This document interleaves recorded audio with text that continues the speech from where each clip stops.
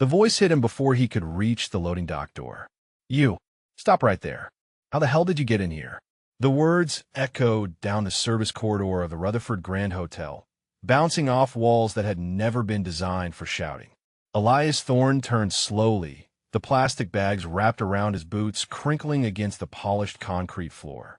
His hand instinctively moved toward his chest, toward the 2 sets of dog tags hidden beneath layers of worn fabric. But he stopped himself, drew the hand back down to his side.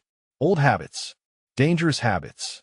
The man striding toward him wore a crisp black suit with a security badge clipped to his lapel.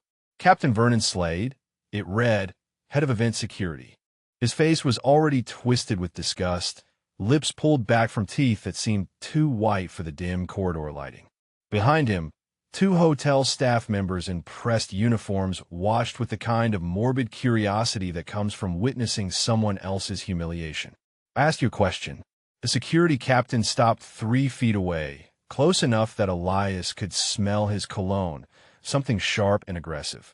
His eyes raked over Elias from head to toe, cataloging every detail of his appearance. The olive-field jacket held together with safety pins. The beard that hadn't seen a razor in months. The rucksack strapped to his back, Army surplus, older than most of the staff members watching. "This is a private event. Military personnel only." "Which part of that did you not understand when you decided to sneak in here like a rat?" Elias met his gaze without flinching. His voice, when it came, was quiet and hoarse from disuse. "The loading dock was open, sir. I was looking for somewhere dry. The storm outside. And that gave you permission to trespass." Slade's voice rose, playing to his audience now. The 2 staff members exchanged glances. "Do you have any idea what's happening in this hotel tonight? Do you have any idea who is in that ballroom right now? Generals, senators, the most decorated special operations veterans in American history. And you thought you would just waltz in and what? Help yourself to the coat check." "I did not take anything, sir."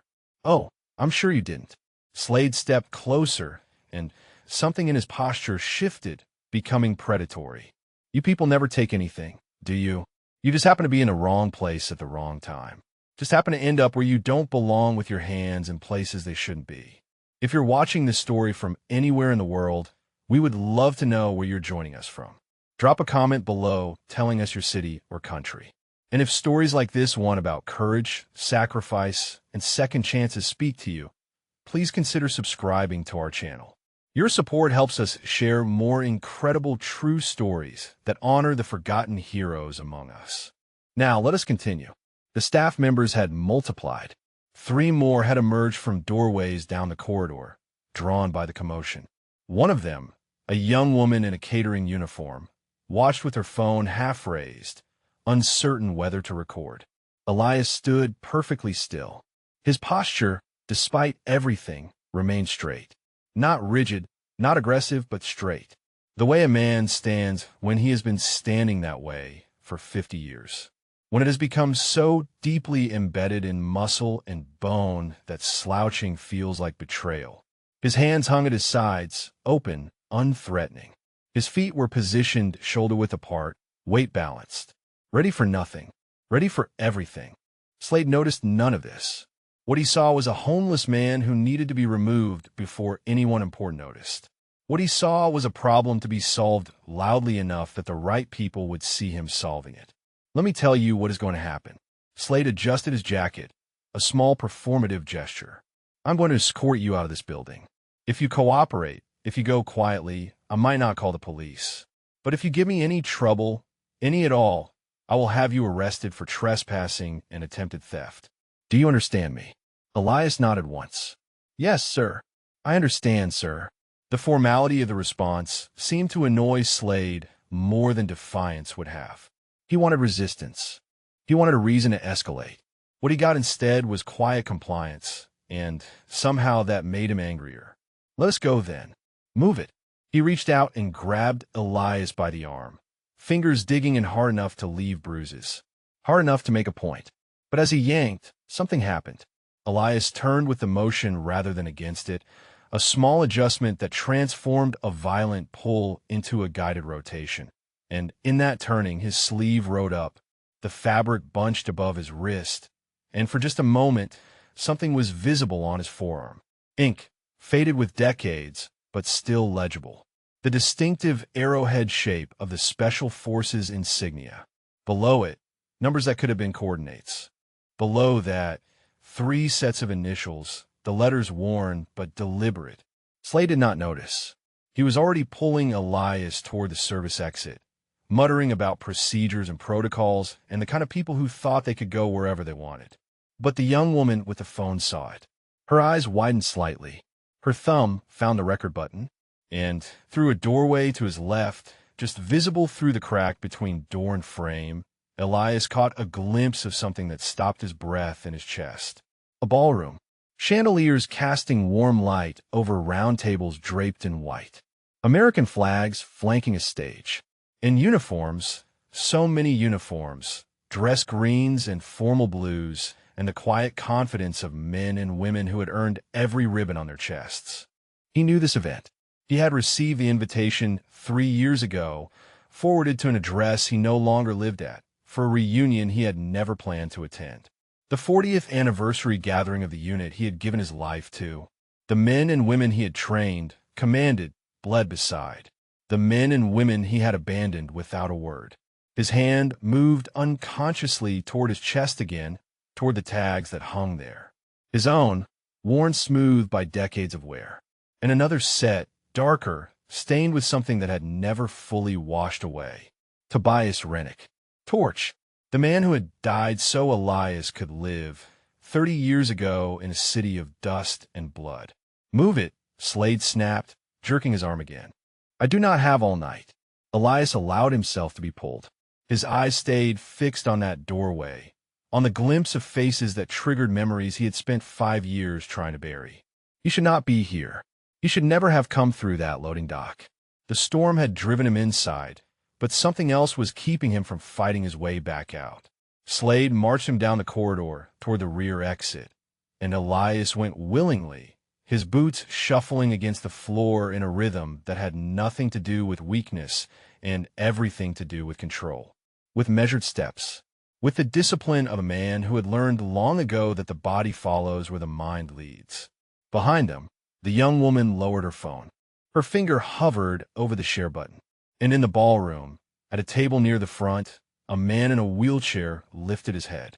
Colonel Nathaniel Okonkwo had heard something. A voice, maybe. A tone. Something that pulled at a memory buried 30 years deep. He turned toward the service corridor.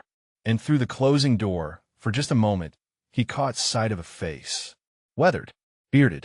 Scarred along the left temple in a pattern he had seen before. In a photograph. On a wall. In a place where legends were made. His coffee cup slipped from his fingers and shattered on the floor. But by then, the door had closed and the homeless man was gone. The smell of antiseptic hit him first. It always did, even now, 5 years later. Whenever he passed a hospital, whenever he caught that particular chemical sharpness on the wind, he was back in that room. The monitors beeping their slow countdown. The fluorescent lights humming overhead like mechanical grief. And Corinne, his Corinne, disappearing by degrees in a sheets that seemed to swallow her whole. Slade was still pulling him toward the loading dock, fingers digging into his arm hard enough to grind bone against bone. But Elias was no longer in that corridor. He was 6 years in the past, standing beside a bed that held everything he had ever loved. She had been beautiful even at the end. That was what destroyed him. The cancer had taken her hair, her weight, the rose flush that used to bloom across her cheeks when she laughed. But it could not take the way she looked at him. 41 years of marriage condensed into eyes that still held the same spark they had the day he met her at USO dance in Fort Bragg. Ellie. Her voice had been a whisper by then, a thread of sound that he had to lean close to catch. Promise me something. Anything. He had gripped her hand, careful of the 4 lines, careful of the paper-thin skin that bruised at the slightest pressure. Anything, sweetheart. You know that. Promise me you will let Margot love you. Her eyes found his, and in them he saw fear. Not of dying. Corinne had never been afraid of dying. Fear of what he would become after she was gone. Promise me you will not disappear. She needs you. She's going to need you so much when I am gone. Do not leave her alone with this grief. Promise me. I promise. The words had come automatically. The way orders were acknowledged. The way missions were accepted. I promise, Corinne. I will not leave her. She had smiled then. That same smile from the USO dance, from their wedding day, from every homecoming when he had walked off a plane not knowing if he would ever see her again. She had lifted her hand, trembling with effort, and touched his face. My soldier, my beautiful, stubborn soldier. You carried so many people home. Let someone carry you for once. She died 3 hours later. Margot was holding one hand. Elias was holding the other. And somewhere between one breath and the next, the woman who had anchored him to the world simply let go. The loading dock door was getting closer. Elias could feel the cold air seeping through the gaps in the frame, the storm still raging outside. Rain hammered against metal somewhere beyond the concrete walls. Thunder rolled like distant artillery. 1 week. That was how long he had lasted. 1 week of Margot crying in the next room. 1 week of casseroles from neighbors who did not know what to say. 1 week of looking at his daughter and seeing Corinne's eyes staring back at him, asking why he was still alive when she was not. He had written the note at 3 in the morning, sat at the kitchen table where he and Corinne had shared 40 years of coffee and conversation, and put pen to paper with hands that had never shaken under fire, but could not stop trembling now. Margot, I love you more than you will ever know. I am sorry. I am so sorry. But every time I look at you, I see her, and I cannot breathe. Live your life. Be happy. Please do not look for me. You deserve better than a broken old man who cannot give you what you need. I love you. Dad. He had left his phone on the table beside the note. Left his wallet with everything but $40 in cash. Left the house keys and the car keys and every connection to the life he had built. And then he had walked into the darkness and kept walking until the sun came up and he did not recognize anything around him anymore. Move faster. Slade's voice cut through the memory. I do not have all night to babysit vagrants. Elias blinked. The hospital room dissolved. The corridor reformed around him, harsh and bright and cold.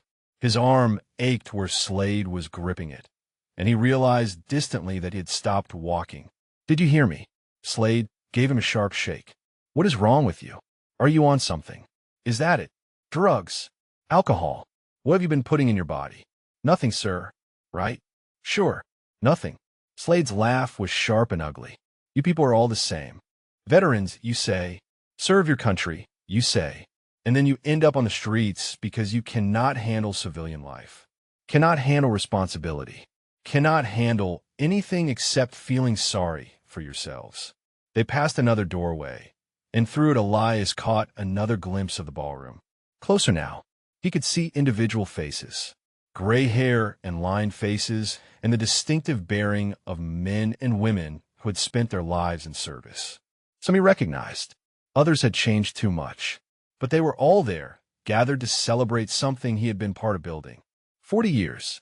For decades since he had first pinned on the arrowhead. For decades of missions that would never be declassified, of brothers buried in unmarked graves, of sacrifices that existed only in the memories of those who had witnessed them. And he had thrown it all away. Run from his daughter. Run from his grief. Run from everything except the ghost that followed him no matter how far he walked. His hand touched his chest again, feeling the outline of the tags through fabric. His own, worn smooth, and the ones that were not his. The ones he had carried for 30 years because he could not carry the man who had worn them. Torch, Tobias Rennick. The kid from Alabama who had shown up at selection with nothing but determination and a smile that could light up a room. The kid Elias had trained, mentored, molded into one of the finest operators he had ever known. The kid who had stepped in front of 3 bullets meant for Elias. Slade yanked his arm again, and this time Elias stumbled. His balance was not what it used to be. Too many nights sleeping on concrete. Too many meals skipped. Too many miles walked on feet that had given everything they had decades ago. He caught himself against the wall, and for a moment their eyes met. Slade's, full of contempt and impatience. Elias's, holding something the security captain could not begin to interpret. something old and deep and worn smooth by years of practice at containing it. The loading dock door was 10 feet away. In a moment, he would be back in the storm, back in the darkness, back in the life he had chosen because he did not deserve anything else. He would disappear into the rain, and no one in that ballroom would ever know he had been here. No one would ever know that their founding father, their legend, their specter, had been dragged out like garbage. And maybe that was fitting. Maybe that was exactly what he deserved. But then a voice echoed down the corridor. Not Slade's. Not the staff members. Someone else. Hold on. Footsteps moving fast. Stop right there. Elias turned his head. A figure was striding toward them from the direction of the ballroom. Dark suit. Silver hair. The distinctive gait of a military officer who had spent his career leading from the front. And eyes that were fixed on Elias with an intensity that made his blood run cold. Because those eyes were adding things up. The scar. The posture. The way Elias held himself, even while being manhandled by a man half his age. And behind those eyes, memories were stirring. Connections were forming. Recognition was beginning. Slade turned toward the approaching figure with a practiced smile. Colonel Okonkwo, sir. Nothing to worry about here. Just removing a trespasser. I have the situation completely under control. But Okonkwo was not looking at Slade. He was looking at Elias. And his face had gone the color of old bone. Colonel Nathaniel Okonkwo had not moved that fast in years. His knees protested with every step, souvenirs from a hard landing in Afghanistan that had ended his operational career. But something was pulling him forward, something stronger than pain, stronger than the arthritis that had turned his morning runs into morning shuffles. Something in the way that homeless man held himself. Colonel, please. Slade stepped between them, arms spread in a gesture meant to be reassuring, but came across as territorial. This is not worth your attention. Just a vagrant who wandered in through the loading dock. I am handling it. Okonkwo ignored him. His eyes stayed fixed on Elias, traveling across the weathered face, the white beard, the scar that ran from temple to jaw in a pattern he had seen before. In a photograph, on a wall at Fort Bragg, in a place where instructors became legends and legends became ghosts. Where did you serve? The question cut through the corridor like a blade. Slade's mouth opened to interrupt, but something in Okonkwo's tone stopped him. This was not polite conversation. This was interrogation. Elias met his gaze. For a long moment, he said nothing. His jaw worked slightly, as if he was chewing on words he could not quite bring himself to swallow. Sir, Slade tried again. These people have scripts memorized. They study military terminology online. They buy patches and pins at surplus stores, and they construct entire fictional service records. I have seen it 100 times. Do not engage with him. It only encourages them. I asked him a question. Okonkwo's voice dropped to the register that had once commanded men through firefights. Not you, Captain. Him. More footsteps behind them. The commotion had drawn attention. 3 officers emerged from the ballroom, drinks still in hand, curiosity pulling them toward the drama unfolding in the service corridor. One of them, a woman with silver eagles on her shoulder boards, frowned at the scene. Nathaniel, what is going on here? I'm trying to determine that, Colonel. Okonkwo still had not looked away from Elias. He stepped closer, close enough to see the details that distance had obscured. The precise way Elias's feet were positioned. The unconscious straightness of his spine, despite the obvious exhaustion weighing on him. The hands that hung open at his sides, fingers slightly curled, ready for nothing and everything. He knew that stance. He had learned that stance from a man who had made him repeat it 1,000 times until it became instinct. Slade sensed he was losing control of the situation. His voice rose, theatrical now, playing to the growing audience. This individual was found trespassing in a restricted area during a private military function. When I confronted him, he claimed he was just looking for somewhere dry. But I have seen his type before. They case events like this. Wait for an opportunity. Help themselves to whatever is not nailed down. I took nothing. Elias's voice was quiet, but it carried. The first full sentence he had spoken since Okonkwo's arrival. I was sheltering from a storm. Nothing more. Slade laughed. a sharp bark designed to undermine. And I suppose you're going to tell us you are a veteran too, that you served your country, that you deserve our respect. He turned to the gathered officers, spreading his arms. This is what I deal with every day, ladies and gentlemen. Fakers, frauds, men who dishonor your service by pretending to share it. The female colonel's frown deepened. Captain, perhaps we should let the man speak for himself. With respect, ma'am, engaging with these individuals only validates their delusions. The best approach is swift removal and clear consequences. Slade reached for Elias's arm again. Now, if you will excuse me, I will finish escorting this gentleman off the premises. But Okonkwo moved first. He stepped between Slade and Elias, his body blocking the security captain's reach. And for the first time, his eyes left Elias's face and traveled downward, to the arm that Slade had been grabbing, to the sleeve that had ridden up during the struggle, to the tattoo. Okonkwo went very still. The arrowhead was faded but unmistakable. Decades of sun and weather had softened its edges, but the shape was there. The distinctive emblem of the United States Army Special Forces. Below it, numbers, coordinates, and below those, 3 sets of initials, each pair separated by a small cross. Memorial marks, the kind operators got when they lost brothers. His eyes moved back to the scar. Temple to jaw, shrapnel pattern.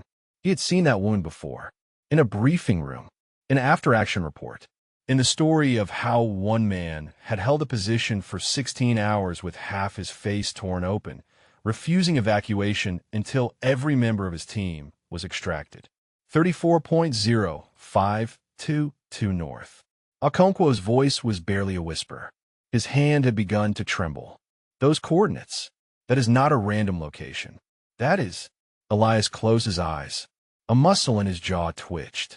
Slade pushed forward impatiently. Sir, I really must insist that we not indulge this individual's fantasy. Whatever tattoo he has, I can assure you it means nothing. Anyone can get ink. Anyone can memorize coordinates. It proves nothing. Be quiet. Okonkwo did not raise his voice. He did not need to. The words carried the weight of 30 years of command. Be quiet and let me think. The corridor had grown crowded. A dozen officers now, some still holding drinks, others with phones half raised. The story of the confrontation was spreading through the ballroom in whispers and glances. Something was happening in the service corridor. Something involving a homeless man and Captain Slade, and now Colonel Okonkwo, standing frozen like he had seen a ghost. And in a wheelchair near the ballroom entrance, Sergeant Major Dion Whitfield was pushing himself forward with desperate urgency, his face a mask of dawning recognition and impossible hope. Okonkwo's mind was racing backward through time. Fort Bragg, 1987. A training cadre that had produced some of the finest operators in Special Forces history. An instructor whose quiet voice commanded absolute attention, whose standards were impossible and whose results were undeniable. An instructor with a scar running from temple to jaw. An instructor who had vanished 5 years ago, mourned by a community that had never stopped looking for him. His hand reached out, trembling, and touched Elias's shoulder. Gently, reverently, the way you touch something sacred. Elias flinched at the contact. The first human touch without violence in years. The man I am thinking of, Okonkwo said slowly, was my instructor at the Q course. He taught me everything I know about being a soldier. Everything I know about being a man. He pulled 3 of us out of an ambush in Somalia when every rule said to leave us behind. He won the Silver Star and refused to attend the ceremony because he said the men who deserved medals were the ones who did not come home. The corridor had gone silent. Even Slade had stopped talking, sensing something shifting in the air around him. That man, Okonkwo continued, had a call sign, a name that was spoken in whispers throughout the special operations community, a name that meant you were about to learn something that would either break you or make you unbreakable. His fingers tightened slightly on Elias's shoulder. That call sign was Spectre. The word hung in the air like smoke after an explosion, and Elias Thorne, who had not heard that name spoken aloud in half a decade, felt something crack open inside his chest. Spectre. The name unlocked a door Elias had spent 5 years bricking shut. Mogadishu, December 12, 1993. The air thick with dust and diesel and the copper tang of blood. Buildings pockmarked with bullet holes. Streets that had become killing fields. And somewhere in that chaos, a young sergeant from Alabama with a smile that could light up a room. Torch, Tobias Rennick, 26 years old and already one of the finest operators Elias had ever trained. The mission had been straightforward on paper. Extract a compromised asset from a safe house in the Becerra Market District. Get in, get out, disappear before the militias knew they had been there. Elias had run 100 operations like it. He could do them in his sleep. But nothing in Mogadishu was straightforward. The ambush came 3 blocks from the extraction point. RPG fire from a building they had cleared twice.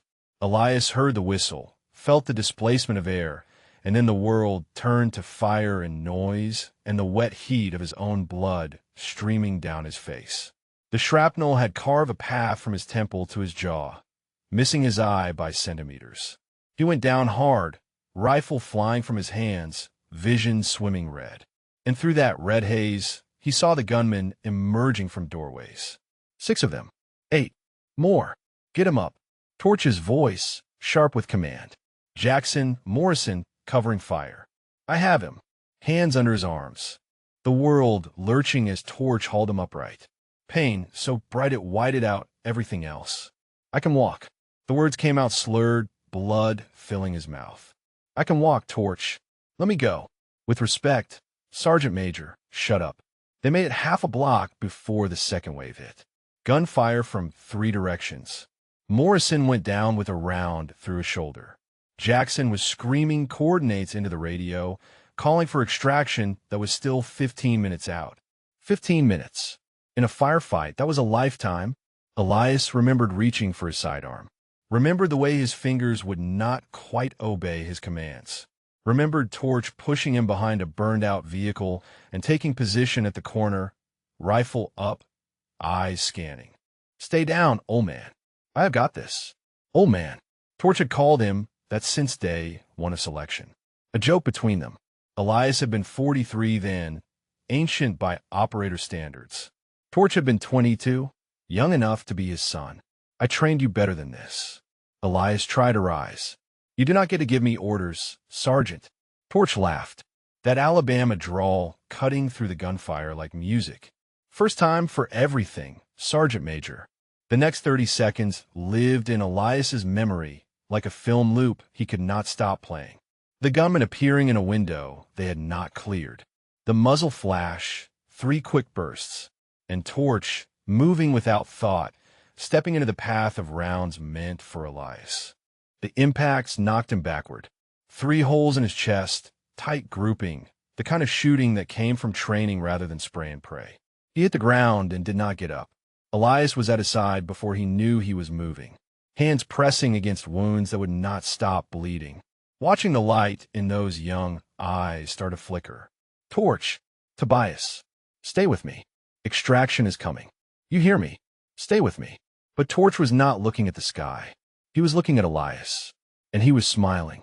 That same smile from day one. That same impossible brightness. Tell my boy. The words bubbled up through blood. Tell him I tried. You're going to tell him yourself. You hear me? That is an order. But the smile was fading. The eyes were going distant, and the hands that had hauled Elias to safety were growing still. Not your fault. A whisper now, barely audible over the gunfire. Never your fault, Spectre. Never. He died in Elias's arms 90 seconds later, bled out on a street that did not have a name, in a city that would forget him for a mission that would never be declassified. Elias carried him to the extraction point, refused to leave him, refused to let anyone else touch him. And when they finally loaded the body onto the helicopter, Elias reached down and removed the dog tags from around Torch's neck. He had worn them ever since. The corridor of the Rutherford Grand Hotel snapped back into focus. Okonkwo's hand was still on his shoulder. The word Spectre was still echoing off the walls. And 20 officers were staring at him with expressions ranging from confusion to dawning recognition. Slade broke the silence first. This is ridiculous. His voice had lost some of its confidence, but he pushed forward anyway. So he knows a call sign. So what? Anyone could research that. Anyone could memorize names and dates and military terminology. It does not prove anything. Captain, a new voice, deeper, rougher, thick with emotion. The crowd parted, and Dion Whitfield wheeled himself into the corridor. His face was wet. His hands were shaking so badly the wheelchair wobbled with each push. But his eyes were fixed on Elias with an intensity that stopped everyone cold. Dion. Elias's voice cracked on the name. The first word he had spoken since Okonkwo said his call sign. 5 years. Dion's voice broke. 5 years, you stubborn old goat. We thought you were dead. Margot thought you were dead.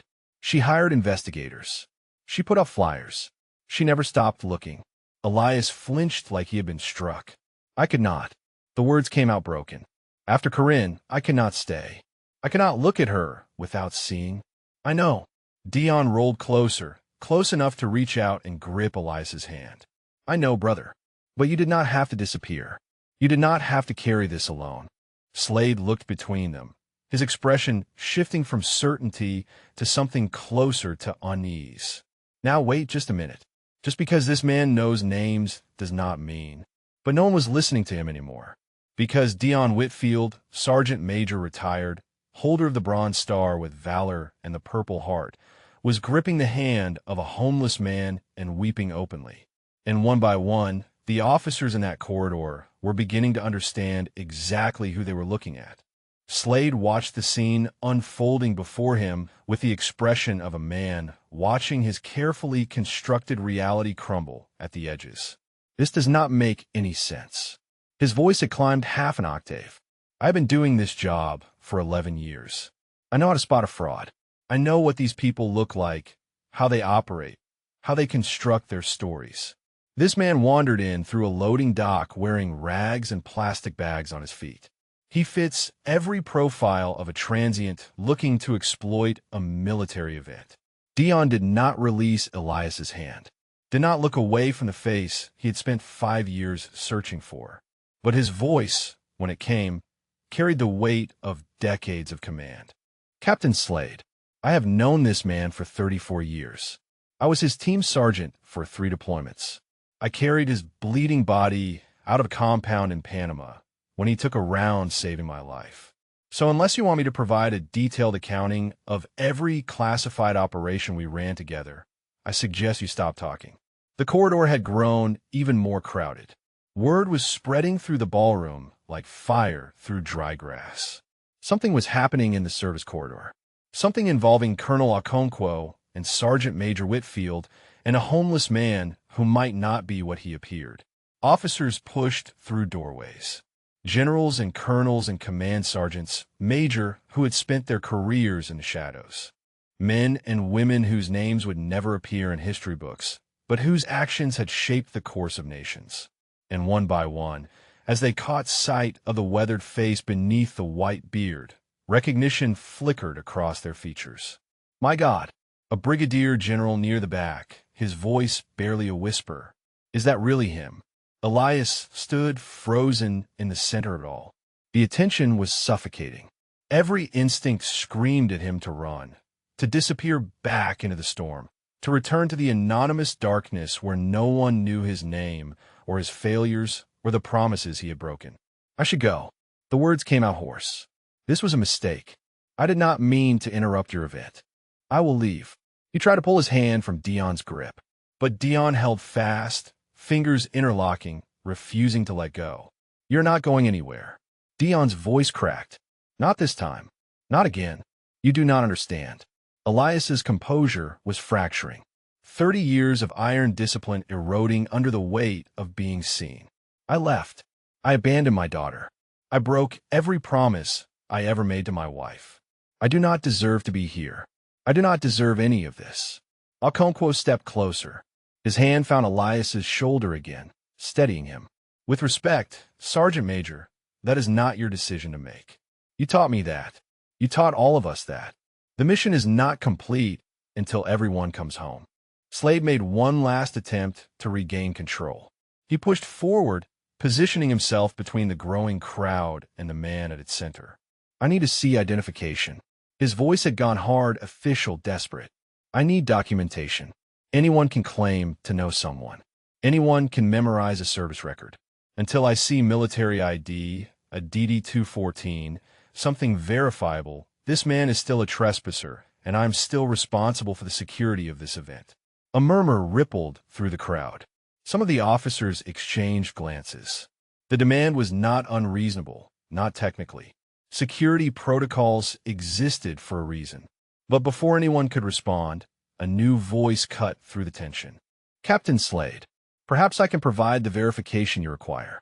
The crowd parted like water before a bow wave.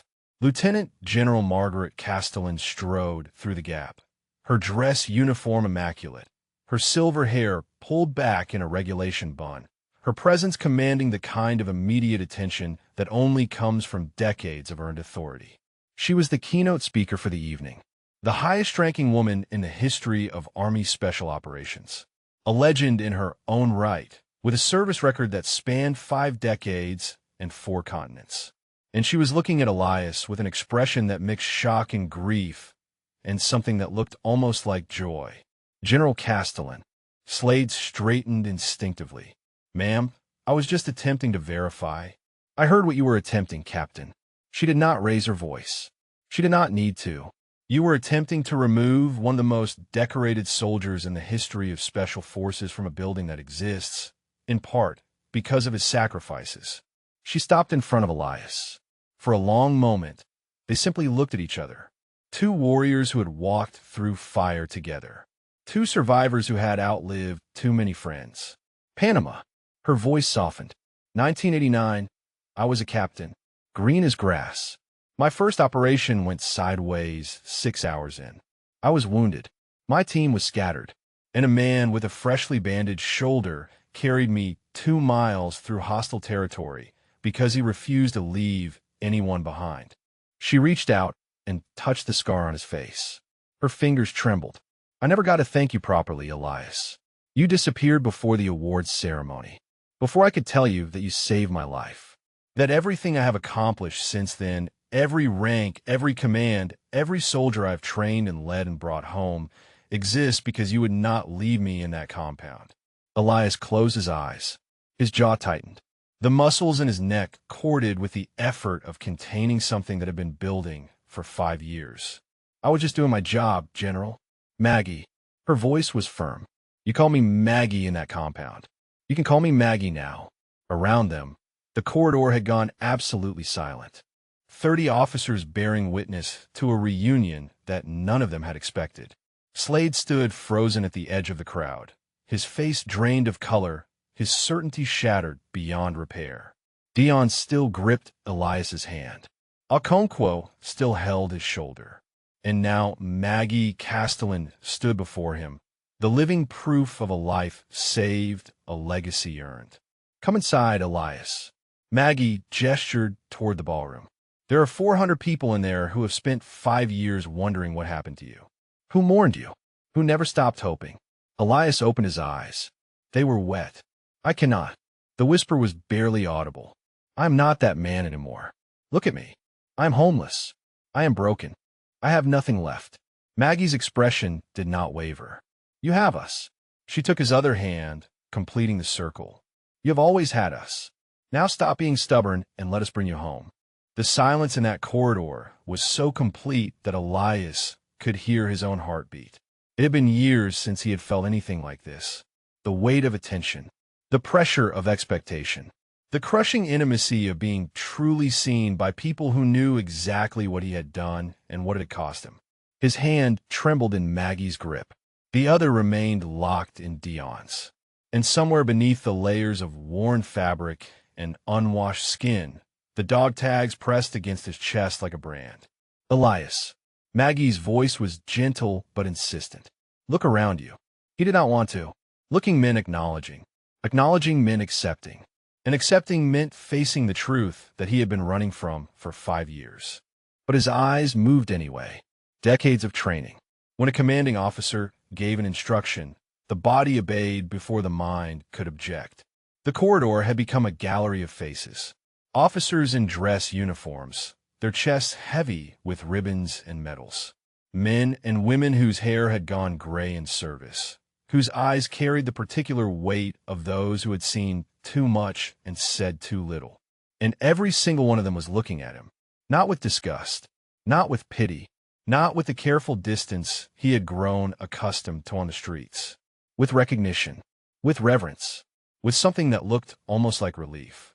A colonel near the front stepped forward. Vietnamese American, early 60s, a pronounced limp that spoke of old injuries. His voice shook when he spoke. Sergeant Major Thorne, I do not know if you remember me. Nguyen? Captain Nguyen, back in 91.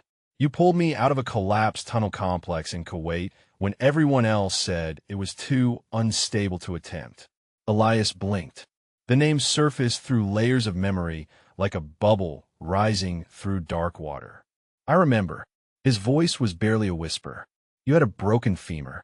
You kept apologizing for slowing us down. Nguyen laughed, a wet sound thick with emotion. You told me to shut up and conserve my oxygen. Then you splinted my leg with your rifle stock and carried me 800 meters on your back. Another officer pushed forward. A woman this time, African-American, her silver eagles gleaming in the fluorescent light. I was in the Q course in 89. Class of 32. You failed me on my first land navigation test. Told me I had potential, but I was being lazy with my compass work. She smiled through tears. I went back and ran that course 14 times until I got it perfect. You pinned my beret on graduation day. And then it was as though a dam had broken. Officers pressing forward, each with a story, each with a memory. A moment when Elias Thorne had shaped their lives, saved their lives, pushed them beyond what they thought they could endure. You taught me how to shoot left-hand after I lost 2 fingers in Grenada. You stayed with my team for 6 hours in a freezing LZ when the extraction got delayed. Kept us alive with nothing but willpower and bad jokes. You wrote a letter to my mother when I was in the hospital. Told her I was going to be fine. I still have that letter. You carried Sergeant Morrison 3 miles through the jungle when everyone said to leave him. You never left anyone behind. Never. Not once. Elias stood at the center of it all, drowning in a flood of gratitude he had never expected and did not know how to receive. His chest heaved, his vision blurred, and the walls he had built, the careful architecture of isolation and self-punishment, began to crack. Stop. The word came out strangled. Please. You do not understand. The testimonies paused. Every eye fixed on him. You're talking about a man who does not exist anymore. Elias pulled his hands free from Maggie and Dion. He stepped back, creating distance, creating space. His voice cracked with something that sounded like desperation. That man died in a hospital room 5 years ago. He died holding his wife's hand. And what is left is just this. He gestured at himself. The torn jacket, the plastic bags on his feet, the grime and the beard and the hollow eyes of a man who had stopped caring whether he lived or died. I could not save her. The confession poured out like blood from an open vein. 41 years. 41 years of her waiting for me to come home, praying that every deployment would not be the last. And in the end, I could not save her from the one enemy I could not fight. So do not stand there and tell me about the lives I saved. Tell me about the one life that mattered most. Tell me why I cannot save her.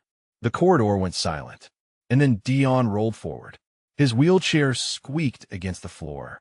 He did not stop until he was directly in front of Elias, close enough to reach up and grip the front of his jacket.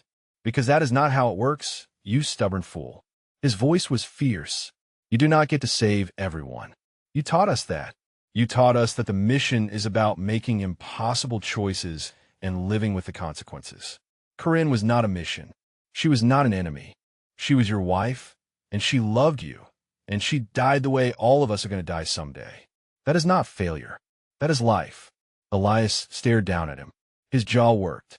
His hands clenched and unclenched at his sides. She asked me not to disappear. I know. I broke my promise to her. I know. Margot will never forgive me. Dion's grip tightened on his jacket. She has been waiting 5 years for the chance to try. Do not make that decision for her. Behind them, Slade had gone completely still. His face was the color of old ash. The security captain who had dragged this man through the corridor like garbage was beginning to understand exactly what he had done. And in the ballroom, 400 officers sat in silence, watching the drama unfold through the open doorway, watching a legend come home. Maggie stepped forward again. Her hand found Elias's shoulder. You taught every one of us that the hardest mission is the one where you have to accept help. Her voice was soft but unyielding. You taught us that asking for support is not weakness. It is wisdom. She leaned closer. So take your own advice, Sergeant Major. Let's help you carry this weight. Just this once. The loading dock door was 15 feet away. Elias could see it from where he stood. The green exit sign glowing above the frame. The cold air still seeping through the gaps. The storm still raging beyond, offering darkness and anonymity and the familiar comfort of disappearing. 15 feet. 30 seconds. He could be gone before any of them could stop him. His body tensed. His weight shifted toward the exit. Every survival instinct he had developed over 50 years of combat and 5 years of streets screamed at him to run, to escape this suffocating attention, to return to the shadows where broken men belonged. But his hand moved to his chest instead. Through the layers of fabric, he felt the outline of the dog tags. His own, worn smooth by decades, and torches still carrying the dark stain that had never fully washed away. Tell my boy. Tell him I tried. 30 years. 30 years of carrying that promise like a stone in his chest. He had found Torch's son once. Watched him from across a parking lot at a high school graduation in Alabama. Watched him throw his cap in the air and hug his mother and become the man his father had never lived to see.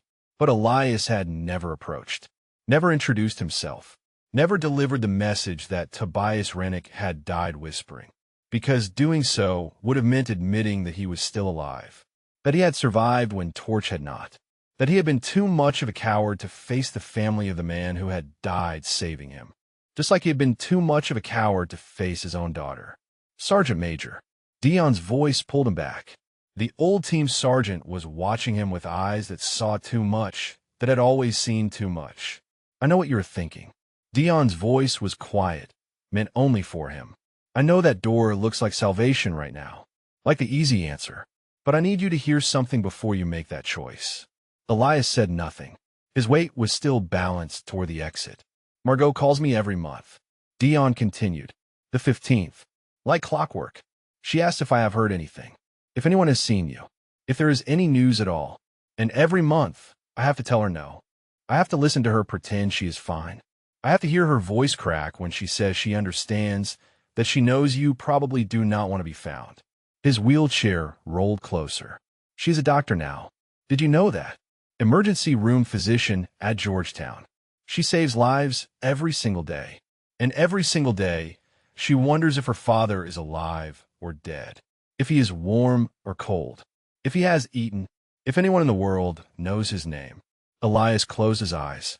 The moisture on his cheeks could have been sweat, could have been condensation from the cold air near the door, could have been something else entirely. She does not hate you, Elias. She never hated you. She just misses her father. The corridor had gone quiet again. The officers who had shared their testimonies stood in respectful silence, giving the two old soldiers their moment. Even Slade had retreated to the edges, his face a mask of dawning horror. Elias opened his eyes. His hand was still pressed against the dog tags. I do not know how to be what she needs. The admission came out ragged. I do not know how to be anything anymore. I have spent 5 years trying to disappear, trying to become nothing. And I succeeded. Look at me, Dion. I am nothing. Dion reached up and gripped his wrist. The same wrist Slade had grabbed 30 minutes ago. But where Slade's touch had been violent, Dion's was anchoring. You're not nothing. You're lost. There's a difference. And lost things can be found. The words hung in the air between them. Simple words. The kind of words that should not have power. But they cut through 30 years of accumulated armor like a blade through paper. Elias looked at the door one more time. Then he looked at the ballroom, at the faces watching through the open doorway, at the 400 men and women who had gathered to celebrate a legacy he had helped build, at the family he had forgotten he still had. His weight shifted, away from the exit, toward the light. I cannot promise anything. His voice was barely audible. I do not know if I can be fixed. I do not know if Margot will forgive me. I do not know if I deserve any of this.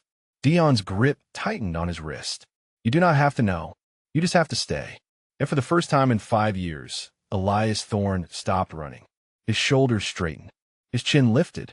The homeless man's slouch fell away like a discarded coat, and something else took its place. Something older. Something stronger. Something that had been sleeping beneath the surface, waiting for permission to wake up. The soldier emerged. Maggie saw it first. Her breath caught.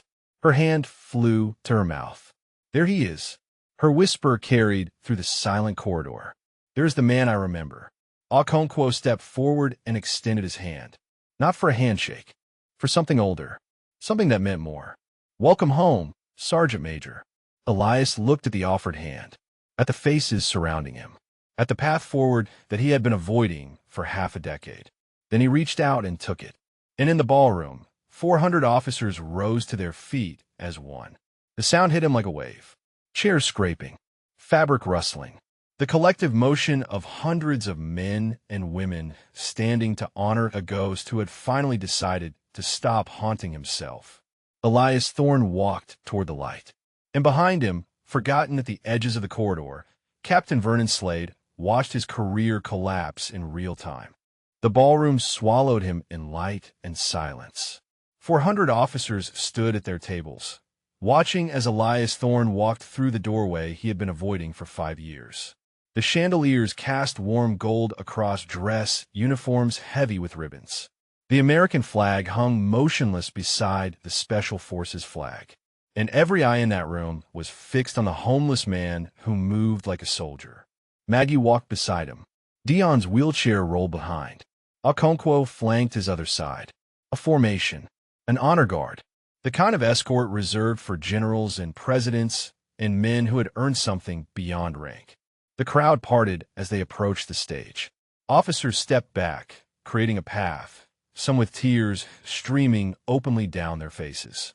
A brigadier general removed his cap and held it over his heart. A colonel with a prosthetic leg stood straighter than his body should have allowed. And through it all, Elias kept walking, one foot in front of the other. The same cadence he had maintained through jungles and deserts and streets that had no names. Maggie guided him to the podium. The microphone stood waiting, its red light blinking. Behind it, a screen displayed photographs from 40 years of unit history. Young faces that had grown old. Old faces that had grown still. The record of a brotherhood forged in blood and maintained through time. She stepped to the microphone first. Ladies and gentlemen, her voice filled the room. Many of you came tonight to celebrate 40 years of service, to honor the memory of those we have lost, to reconnect with brothers and sisters who walked through fire beside us. She paused. But tonight has become something else. Tonight, one of our own has come home. She turned and gestured toward Elias. Some of you trained under him. Some of you served beside him. Some of you are alive because of him. For the past 5 years, we believed we had lost him forever. And 20 minutes ago, he walked through our loading dock looking for shelter from the rain. A murmur rippled through the crowd. Voices whispering. Heads turning. The story spreading through the room like ripples across still water. Maggie stepped aside. Sergeant Major Elias Wendell Thorne. Call sign Spectre. In his own words. She extended her hand toward the podium. Elias stared at the microphone. At the faces waiting. At the moment he could not escape. Then he stepped forward. His hand reached up and pulled the dog tag from beneath his shirt. 2 sets. His and Torch's. The metal caught the light as he lifted them over his head and set them on the podium where everyone could see. Next, he shrugged off the torn field jacket. Beneath it, a faded olive t-shirt hung loose on his gaunt frame. He pushed the sleeve up his right arm, exposing the tattoo in its entirety for the first time. The Special Forces arrowhead, ink faded but unmistakable. Below it, coordinates 2.0469 degrees north, 45.3182 degrees east. Mogadishu. Below that, 3 sets of initials, TR, DM, JK. each pair separated by a small cross, each cross representing a man who had not come home. He leaned toward the microphone. His voice, when it came, was quiet but steady, hoarse from years of disuse, but carrying the precision of a formal report. My name is Command Sergeant Major Elias Wendell Thorne, United States Army Special Forces. Service number 287446139. I served 34 years, 17 deployments, operations in Grenada, Panama, Kuwait, Somalia, Bosnia, Afghanistan, Iraq, and locations that remain classified. The room had gone utterly still. Not a cough, not a whisper, not the clink of ice in a glass. December 12, 1993. Mogadishu, Somalia. 2.0469 degrees north, 45.3182 degrees east. We were tasked with extracting a compromised asset from the Bakara Market District. My team consisted of 12 operators. Sergeant First Class Tobias Rennick, call sign Torch, was point man. His voice cracked slightly on the name. He paused, steadied himself. We were ambushed 3 blocks from the extraction point. RPG fire from a building we had cleared twice. I took shrapnel to the face. Sergeant Rennick assumed command. He organized our withdrawal under fire. He carried me when I could not walk. Elias touched the scar on his temple. The room watched the gesture like it was sacred. When a second wave hit, he positioned himself between me and the incoming fire. He took 3 rounds to the chest. He died 90 seconds later. His last words were for his son. He said, "Tell my boy I tried." He picked up the second set of dog tags, held them where everyone could see the name etched into the metal. I have carried Sergeant Rennick's tags for 30 years. I carry them because I could not carry him home, because he died so I could live, because every breath I have taken since that day belongs to him. He set the tags down gently, reverently. The initials on my arm belong to Sergeant Rennick, Staff Sergeant Dennis Morrison, and Sergeant First Class James Kimura. 3 men who did not come home from operations that will never be declassified. 3 men whose families received folded flags and official condolences and nothing that could ever explain what their sacrifices meant. He looked up from the podium. His eyes swept across the room. Captain Slade asked me for verification. He wanted proof that I am who I claim to be. So here it is. My blood, my scars, my brothers' names written into my skin. The weight I have carried for 30 years. His voice hardened, not with anger, with something deeper, something colder. You cannot buy these at a surplus store. You cannot memorize them from a website. You earn them in blood and carry them until you die. The silence in that ballroom was absolute. And then from somewhere in the back, a single voice rose. Spectre. Another voice joined it. Then another. Then a dozen. Then 100. Spectre. Spectre. Spectre. The name became a chant, a recognition, a welcome. And at the podium, still holding his fallen brother's dog tags, Elias Thorne finally allowed himself to weep. The chanting faded into something softer. 400 voices became 400 witnesses. Officers who had spent their careers in silence now stood openly weeping. Men who had faced enemy fire without flinching pressed handkerchiefs to their eyes. Women who had shattered glass ceilings in the most elite units on Earth let tears stream down their cheeks without shame. And at the podium, Elias Thorne stood trembling, 5 years of isolation cracking open like ice in spring. Maggie reached him first. She wrapped her arms around him without hesitation, without ceremony, without any thought for rank or protocol. She held him the way you hold someone who has been drowning and has finally found shore. "You stubborn, beautiful fool." Her voice was muffled against his shoulder. "Do you have any idea how many people have been looking for you? Do you have any idea how many prayers have been said for your safety?" He could not answer. His throat had closed around something too large for words. When she finally released him, Dion was there. The wheelchair brought him to eye level, and he reached up to grip Elias by the back of the neck. The gesture of brothers. The hold of men who had bled together. "Welcome home, Spectre."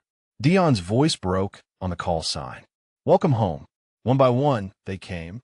Officers forming a line without being asked. waiting there turned to shake his hand, to embrace him, to speak words they had been carrying for years. A major with a silver star pinned to his chest gripped Elias's hand with both of his own. "You taught me that failure is not falling down, it is staying down. I have told my soldiers that every day for 20 years. A command sergeant major with skin like weathered leather touched the scar on Elias's face with gentle fingers. "I was in that compound in Panama with Castellan. I saw what you did. I saw you refuse evacuation. I saw you carry her out with a bullet in your shoulder. That moment made me believe in heroes." A young captain, barely 30, stood before him with eyes full of wonder. "I never served with you, Sergeant Major, but my father did. Staff Sergeant William Chun. You wrote a letter to my grandmother when he died. You told her that her son was the bravest man you ever knew. She kept that letter on her nightstand until the day she passed." Elias looked at the young man. Chin's eyes stared back at him from a face 30 years younger. "Your father." The words came slowly. He held the line at Objective Rhino when everyone else fell back. "He saved 11 men that day." "I know." The captain's voice trembled. "Because of your letter, I know." The line stretched across the ballroom. Generals and privates. Retired warriors and active duty operators. Each with a story. Each with a connection. Each with a piece of Elias Thorne's legacy that he had forgotten he had left behind. Through it all, Slade stood frozen at the back of the room. He had entered through a side door, trying to make himself invisible. But there was no invisibility now. Officers who passed him on the way to the line looked at him with expressions ranging from contempt to pity. Some shook their heads. Others simply looked away, as if the sight of him was too distasteful to acknowledge. A colonel paused beside him, leaned close enough to whisper. "You tried to throw out a living legend. You called him a fraud. You accused him of theft." His voice was ice. "If I were you, I would start updating my resume tonight." Slade said nothing. There was nothing to say. At the front of the room, the line had finally ended. Elias stood surrounded by officers who had become a wall of support. His face was wet. His hands were shaking. But his spine was straight, and his eyes were clear for the first time in 5 years. Maggie stepped to the microphone again. "I believe we have one more piece of business tonight." She turned to look at the back of the room. Her eyes found Slade with the precision of a targeting laser. "Captain Slade, would you please join us at the front?" The color drained from Slade's face. His feet did not want to move. But 400 pairs of eyes were on him now, and there was nowhere to hide. He walked the length of the ballroom like a condemned man approaching the gallows. Each step echoed in the silence. Each breath felt like it might be his last. When he reached the stage, Maggie regarded him with an expression that held no anger. Something worse. Disappointment. "Captain Slade, 20 minutes ago, you attempted to forcibly remove Command Sergeant Major Thorne from this building. You accused him of trespassing, of theft, of fabricating his service record. You called him a fraud in front of witnesses. You treated a decorated combat veteran, a man who has given more to this country than most people can imagine, like garbage." Slade's mouth opened. Closed. Open again. "General, I had no way of knowing." He looked like, "I was just doing my job. The protocols clearly state." Maggie held up a hand. The excuses died in his throat. "The protocols." She let the word hang in the air. "Tell me, Captain, do your protocols include asking questions before making accusations? Do they include treating human beings with basic dignity regardless of their appearance? Do they include the possibility that the homeless man in your corridor might be someone worth listening to?" Slade had no answer. Maggie turned to Elias. "Sergeant Major Thorne, what would you like to say to Captain Slade?" The room held its breath. Elias looked at the man who had dragged him through the corridor, who had mocked him, who had grabbed his arm hard enough to leave bruises.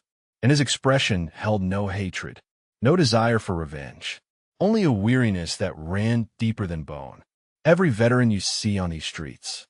His voice was quiet, but it carried to every corner of the room. "Every man or woman who looks broken, who looks lost, who looks like nothing. Remember that they might have carried a weight you will never understand. Do not judge. Do not assume. Just remember." He paused.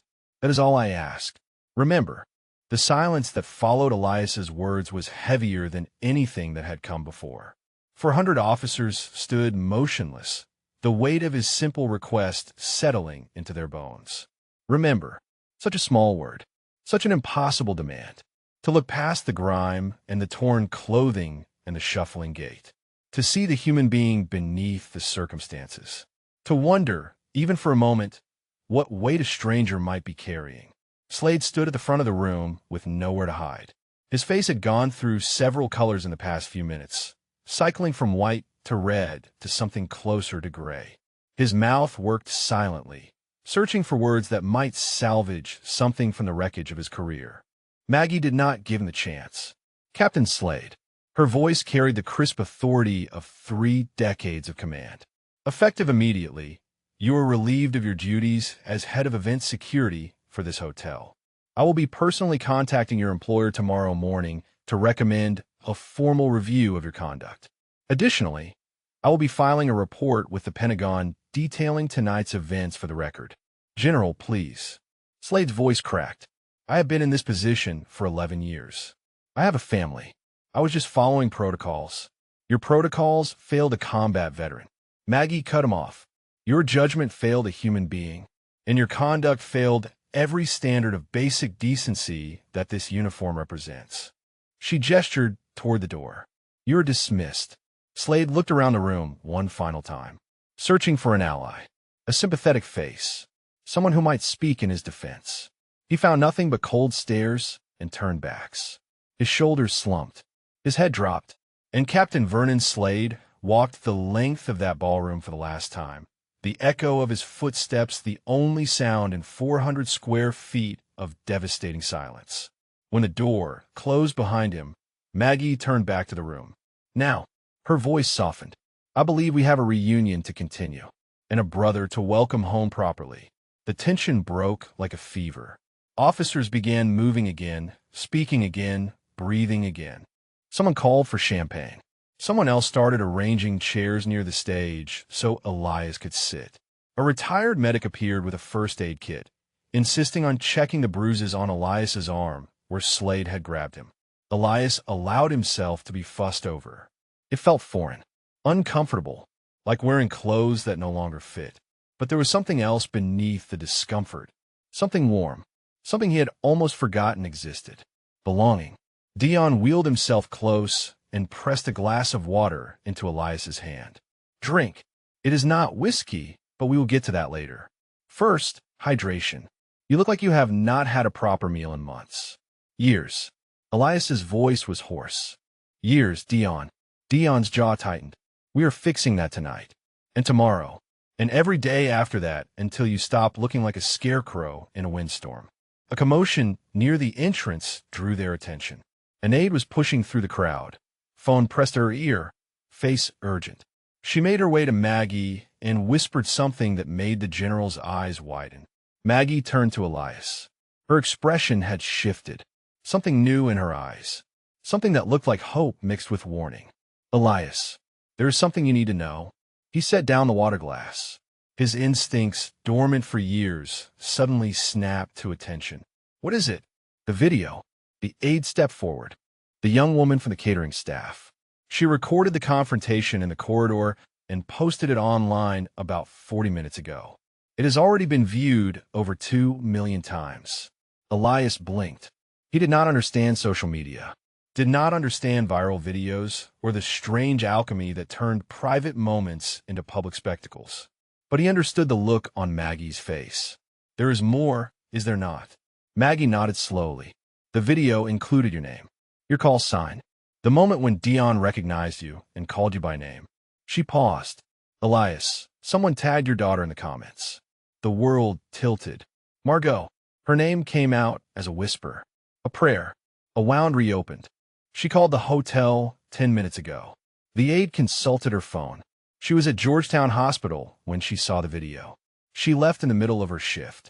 According to the front desk, she should be arriving in approximately 15 minutes. 15 minutes. Elias gripped the arms of his chair. His knuckles went white. 15 minutes until he faced the daughter he had abandoned. The daughter who had searched for him for 5 years. The daughter who had every right to hate him and every reason to walk away. I cannot. The words came out strangled. I am not ready. I do not know what to say to her. How do I explain 5 years of silence? How do I explain leaving her alone with her grief?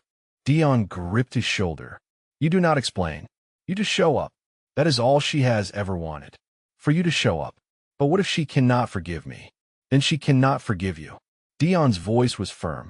But you owe her the chance to make that choice. You do not get to run again, Elias. Not this time. The ballroom had gone quiet again. 400 officers watching a legend wrestle with his deepest fear. Not enemy fire. Not impossible odds. Not the missions that had nearly killed him a dozen times over. His daughter's judgment. Elias closed his eyes, drew a breath that shuddered through his entire body. When he opened them again, something had settled in his expression. Not peace. Not yet. But acceptance. The same acceptance he had carried into every mission where survival was unlikely and success was uncertain. Okay.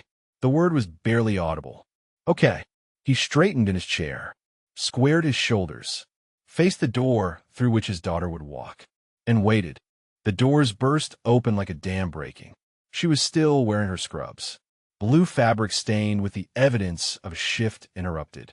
Her hospital ID badge swung from a lanyard around her neck. Her dark hair, so like her mother's, had come loose from its ponytail and fell in wild strands around her face. But Elias saw none of that. He saw Corinne, the same eyes, the same jawline, the same way she held herself when she was trying not to fall apart. 44 years old and still carrying the echo of the woman who had loved him through everything. Margot stopped just inside the doorway. Her chest heaved from running. Her eyes scanned the room, searching, desperate, afraid to hope and unable to stop. And then she found him. For a long moment, neither of them moved. Father and daughter, separated by 30 feet of ballroom floor and 5 years of silence. The space between them filled with everything that had been left unsaid. Every unanswered question. Every night she had wondered if he was alive. Every morning he had watched her from shadows, too broken to step into the light. Dad. The word cracked in half on her lips. Elias tried to stand. His legs would not cooperate. 5 years of malnutrition and street living had stolen the strength he needed for this moment. He gripped the chair arms and pushed, but his body refused to obey. Dion's hand found his elbow, steadied him, lifted him, and then he was standing, swaying slightly, but standing. Margot. Her name came out hoarse, barely a whisper, but she heard it. She heard it, and she ran. The distance between them disappeared in seconds. She crossed that ballroom floor like she had been running toward this moment for 5 years. Her feet barely touched the ground. Her arms were already reaching before she arrived. And then she hit him, not with fists, with everything else. Her body collided with his, arms wrapping around him, so tight he could not breathe. Her face buried in his chest, her shoulders shaking with sobs that had been building since the night she found his note on the kitchen table. He caught her. Somehow, his wasted arms found the strength to hold her. His hands, scarred and calloused and trembling, pressed against her back. His chin dropped to rest on the top of her head, and he breathed in the scent of hospital antiseptic, and underneath it, the faintest trace of the perfume Corinne used to wear. I am sorry. The words broke out of him in pieces. I am so sorry, Margot. I am sorry. I am sorry. She pulled back just enough to look at his face. Her eyes were red. Her cheeks were wet. And her expression held something he had not dared to hope for. Not anger. Not accusation. Not the rejection he had spent 5 years expecting. Relief. You are alive. Her voice shattered on every syllable. You are alive. I thought you were dead. I thought I would never see you again. I thought I had lost you like I lost Mom. I know. He cupped her face in his hands. Hands that had held dying men. Hands that had taken lives. Hands that had forgotten how to touch anything with tenderness. I know, sweetheart. And I am sorry.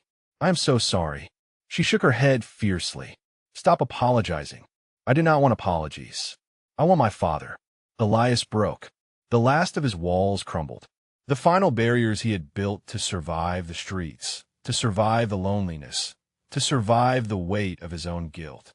They came down like a condemned building, and what emerged from the wreckage was not a legend, not a soldier, not a ghost, just a father holding his daughter, weeping like he had not wept since the day his wife died.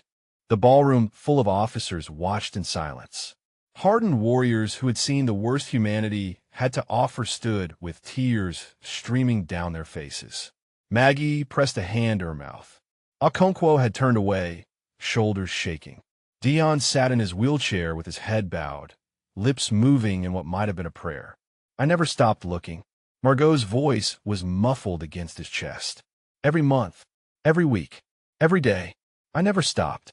I know, Dion told me. Then why? She pulled back again, and now the question she had been carrying for 5 years finally escaped. Why did you leave? Why did you not let me help you? Why did you make me grieve for you while you were still alive? Elias looked into his daughter's eyes, into Corinne's eyes, and he told her the truth. Because every time I looked at you, I saw her. And every time I saw her, I remembered that I could not save her. I spent my whole life saving people, Margot. Strangers, brothers in arms, people whose names I never knew. But the one person who mattered most, the one person I would have given everything for, I could not save. His voice cracked, and I could not bear to see that failure reflected in your face every day. So I ran. I ran because staying felt like dying. And I'm sorry. I'm so sorry. Margot was silent for a long moment. Then she reached up and placed her hand over his heart. Mom will be so angry at you right now. A ghost of a smile crossed her face. So angry. She would say you were being a stubborn, self-pitying fool. She would say that love is not about saving people. It is about being there. It is about showing up even when it is hard. She sounds like your mother. Elias managed a broken laugh.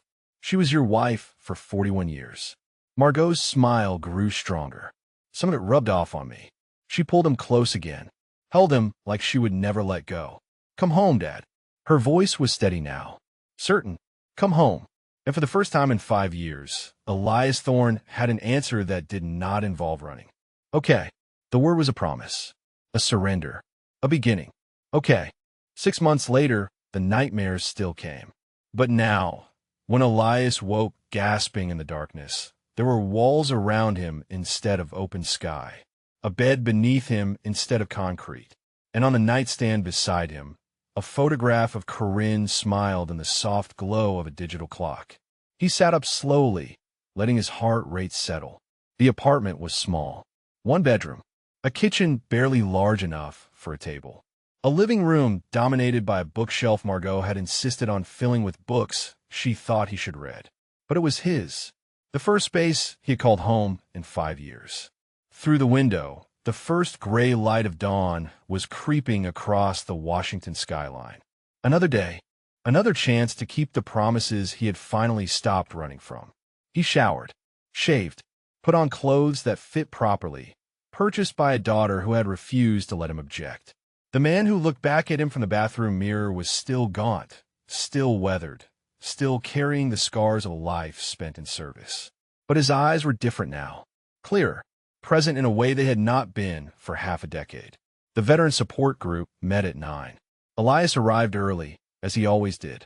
The community center basement had become familiar over the past 4 months. Folding chairs arranged in a circle. Coffee that tasted like regret. Fluorescent lights that hummed with the particular frequency of government buildings everywhere. 12 men and women filtered in over the next half hour. Some he had known for months. Others were new, drawn by word of mouth or desperation or the particular gravity that pulled broken soldiers toward others who understood. He waited until the circle was complete, until every face was visible, until the silence had settled into something expectant. My name is Elias. His voice was stronger now. Steadier. Call sign was Spectre. I served 34 years in Special Forces. I lost my best friend in Mogadishu. I lost my wife to cancer. And then I lost myself for 5 years on the streets of this city. The circle listened.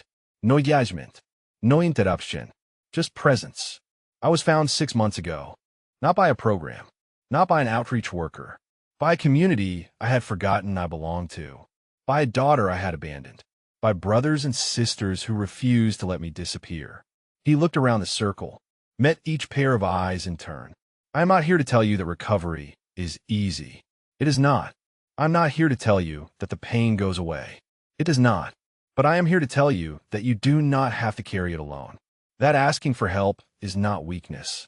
It is the bravest thing a soldier can do. A young woman near the edge of the circle wiped her eyes. A man with a prosthetic arm nodded slowly. A former medic who had not spoken in 3 sessions opened his mouth for the first time. And Elias listened, the way he had learned to listen, without fixing, without advising, just bearing witness to the weight that others carried. After the session, he drove to Arlington. The grave was easy to find. He had visited every week for 4 months, ever since Margot had helped him get a car and a license and the documentation that proved he still existed in the eyes of the government. Tobias James Rennick, Sergeant First Class, United States Army, 1967-1993, beloved son, father, brother. Elias lowered himself to the grass beside the headstone. His knees protested, but he ignored them. Some conversations needed to happen at ground level. Brought someone today. He spoke quietly, the way he always did here. Someone you have been waiting to meet. Footsteps approached from behind. A man in his mid-30s, with his father's eyes and his father's smile, settled onto the grass beside him. Tobias Rennick Jr., Torch's boy, the child who had been 3 years old when his father died, saving Elias's life.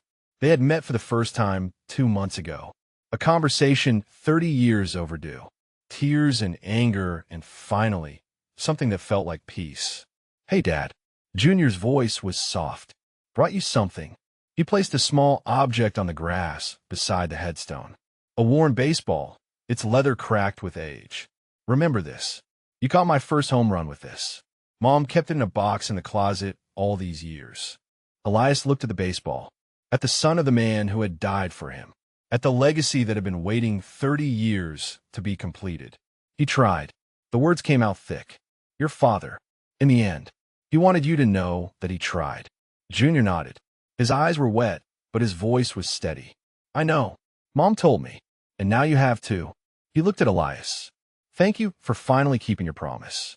They sat together in silence for a long time. 2 men connected by sacrifice. 2 sons learning to honor their fathers. Sunday dinner was at Margot's house. Elias arrived with a bottle of wine he did not know how to choose and a nervousness that never quite faded.